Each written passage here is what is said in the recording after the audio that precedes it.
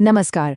आज बात होगी एक ऐसी घटना की जिसने न सिर्फ दिल्ली को दहलाया बल्कि देश की सुरक्षा एजेंसियों की नींद उड़ा दी। ये कहानी है लाल किला ब्लास्ट की और इसके पीछे छुपी एक ऐसी साजिश की जो बेहद चौंकाने वाली थी। 10 नवंबर 2025 ये सिर्फ एक तारीख नहीं है, ये वो दिन था जब दिल्ली के दिल लाल किले के पास एक जोरदार धमाके ने सब कुछ बदल कर रख दिया। तो चलिए सबसे पहले ये समझते हैं कि आखिर हुआ क्या था। बात करते हैं दिल्ली में हुए उस आतंकी धमाके की। शाम का वक्त था, करीब 6:52। दिल्ली की अपनी रोजमर्रा की भीड़भाड़ और उसी के बीच लाल किला मेट्रो स्टेशन के गेट नंबर 1 के पास एक हुंडई i20 कार अचानक एक आग के गोले में बदल जाती है। धमाका इतना जोरदार था कि आसपास की गाड़ियों में भी आग लग गई और चारों तरफ बस अफरा तफरी मच गई। जब शुरुआती जांच शुरू हुई तो हमले की एक बहुत ही भयावह तस्वीर सामने आई। पता चला कि ये कोई मामूली बॉम्ब नहीं था। एक्सपर्ट्स को शक हुआ कि इसमें अमोनियम नाइट्रेट जैसा कोई केमिकल एक्सप्लोसिव इस्तेमाल हुआ है। और सबसे चौंकाने वाली बात ये थी कि ये एक फिदाइन हमला था, मतलब एक सुसाइड अटैक, जिसे अंजाम देने वाला था कार का ड्राइवर डॉक्टर उमर नबी, जिसकी धमाके में मौत हो गई। तो अब देखते हैं कि धमाके के बाद वहां का मंजर कैसा था। मतलब इसने अपने पीछे कितनी तबाही छोड़ी।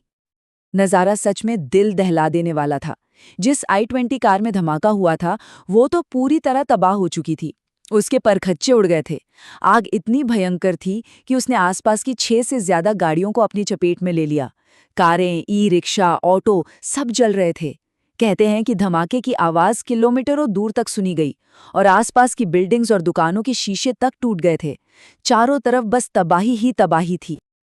और इस दर्दनाक हादसे में 15 लोगों की मौत की पुष्टि हुई।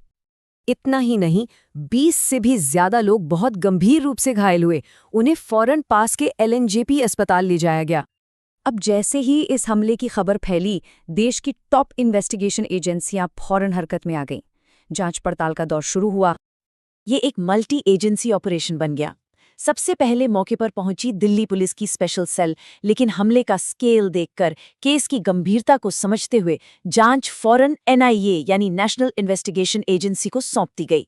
यहां तक कि NSG नेशनल सिक्योरिटी गार्ड को भी पोस्ट ब्लास्ट एनालिसिस के लिए बुलाया गया। मतलब ये साफ था कि इसे राष्ट्रीय सुरक्षा से जुड़ा एक बहुत बड़ा मामला माना जा रहा था। इस केस में जो FIR दर्ज की गई वो भारत के सबसे सख्त एंटी टेरर कानून UAPA के तहत की गई। अब UAPA के तहत FIR होने का मतलब ही ये है कि एजेंसियां इसे एक सोची समझी आतंकी साजिश मान रही थीं और इस कानून के तहत उन्हें जांच के लिए काफी मजबूत अधिकार भी मिल जाते हैं। और जैसे जैसे जांच आगे बढ़ी, एक बहुत बड़ी और बहुत ही गहरी साजिश की परतें एक एक करके खुलने लगी। बहुत जल्द ही सेंट्रल गवर्नमेंट की तरफ से एक ऑफिशियल बयान आया। उन्होंने साफ किया कि ये कोई अकेली घटना नहीं थी, बल्कि ये एक इंटरनेशनल टेरर नेटवर्क की रची हुई सोची समझी साजिश थी। इस एक बयान ने पूरे मामले को एक बिल्कुल नए लेवल पर पहुंचा दिया। और फिर जांच में एक ऐसा खुलासा हुआ जिसने सच में सबको हैरान कर दिया। पता चला कि हमले के पीछे आतंकी संगठन जैश-ए-मोहम्मद था, लेकिन इसके जो ऑपरेटिव्स थे वो कोई टिपिकल आतंकवादी नहीं थे। ये एक व्हाइट कॉलर मॉड्यूल था, मतलब जम्मू और कश्मीर के पढ़े लिखे डॉक्टर्स का एक ग्रुप जो एक सीक्रेट चैट ग्रुप के जरिए इस पूरे हमले की फंडिंग और प्लानिंग कर रहा था। इस मॉड्यूल के 2 मेन चेहरे सामने आए। एक तो सुसाइड बॉम्बर डॉक्टर उमर नबी और दूसरा, जिसे मुख्य साजिशकर्ता माना गया और गिरफ्तार किया गया, वो था डॉक्टर मुजम्मिल शकील कनाई।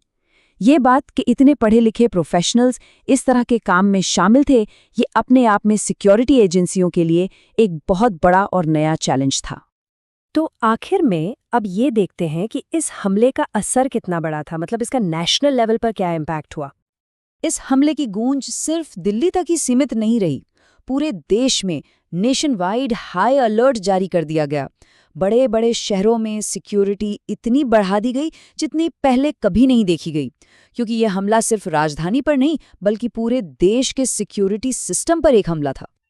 और ये पूरी घटना हमें एक बहुत ही जरूरी सवाल के साथ छोड़ जाती है। क्या पढ़े लिखे प्रोफेशनल्स का टेररिज्म में शामिल होना, यानी ये जो व्हाइट कॉलर टेररिज्म है, ये भारत की नेशनल सिक्योरिटी के लिए एक नई और कहीं ज्यादा मुश्किल चुनौती है? ये एक ऐसा सवाल है जिस पर सोचना बहुत जरूरी है।